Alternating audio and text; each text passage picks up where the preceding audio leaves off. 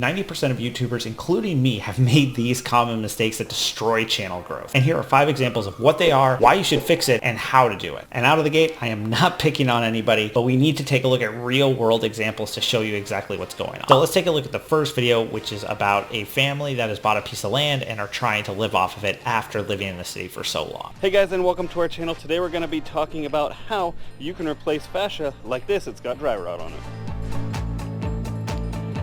First mistake that's just been made right there, it is creating a branded intro. Now, a lot of people think that you have to have some sort of branded intro because they see it on television and things like that. YouTube is a completely different game. And why is it bad? One of the major factors that YouTube takes into consideration when it wants to promote videos is called the retention rate. And when you have a branded intro, you're taking away from the content that people are trying to click on, which means they're going to click away from it, which is going to kill your retention rate. And therefore YouTube is going to be like, no, can't show this video because people are clicking away from it. So an easy way to fix this is just get rid of it. The next video we're going to be looking at is from an unboxing channel. Tiffany here, and I am here to open another Stitch Fix unboxing with you. All right, guys, I just got back home from running some errands, and gas is so expensive right now. We are already 30 seconds in and we haven't even gotten to the point of the video yet. And she's talking about gas prices, which is completely not what the channel is about and what you actually want to avoid. People are clicking on this channel because they want to see unboxing. They don't want to see people talk about gas prices. High as $3.49.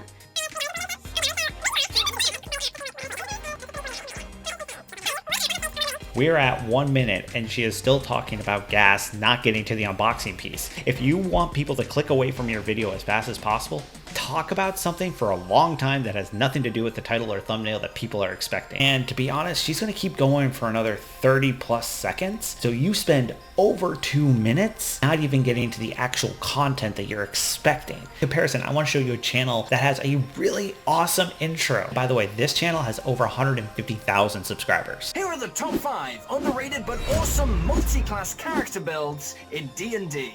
That was 5 seconds. Sure, it's a listicle and sure, he repeated the title, but guess what? After those 5 seconds, we get right into the content. Because of the rise of shorts and TikTok and things like that, it's more important than ever to just get to the content that you're promising. In fact, let's take a look at how many seconds it took me to get the intro done to this video. 90% of YouTubers, including me, have made these common mistakes that destroy channel growth. And here are 5 examples of what they are, why you should fix it, and how to do it. The point is that the sooner you can get to the actual content that your audience is expecting, the sooner you're going to be able to hook them and keep them on. Okay, so we're on mistake number 3, and actually I'm going to go to a different website in order to illustrate this point. I'm going to go to Facebook.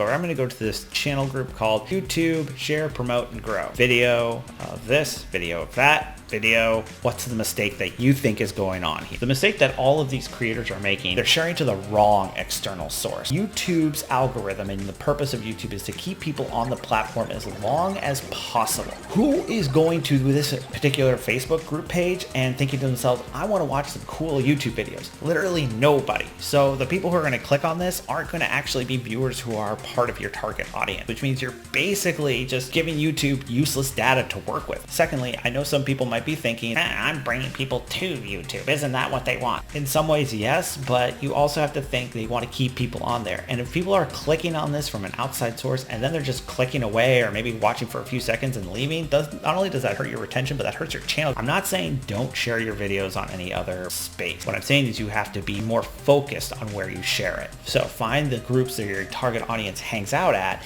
and actually make videos of questions that they might ask. So if you're a DIY channel, maybe you go to DIY Facebook groups and DIY Reddit pages, and then you become part of that community, start posting, be an active member, and then you can share your video after you have some trust within the group. All right, we're going to go back to YouTube for mistake number 4. Hey, thanks for watching. We hope you enjoyed this video. If you did, don't forget to give it a big thumbs up, and even better, we'd love it if you would subscribe to our channel too. That would be great. Okay, so there were 2 mistakes that were made in that video right there.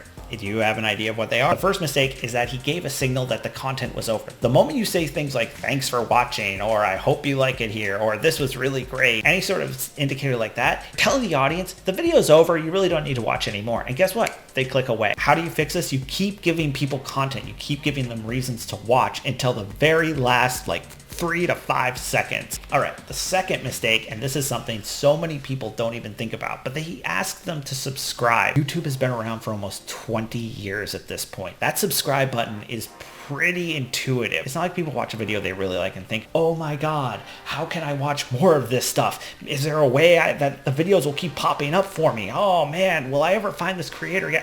Nobody thinks like that anymore. If somebody really likes you, they're going to hit the subscribe button. But more importantly, if they really like you and they watch your video to the end and they watch more of your videos on your channel, those videos are going to be surfaced by YouTube itself with you not having to do any of that work at all. So stop asking people to subscribe. It's a waste of your time, and it signals to people that the video is over and they will click away. So for the very last mistake, the fifth mistake, where you're going to go back to Facebook, take a look to see if you can spot something else that's a mistake.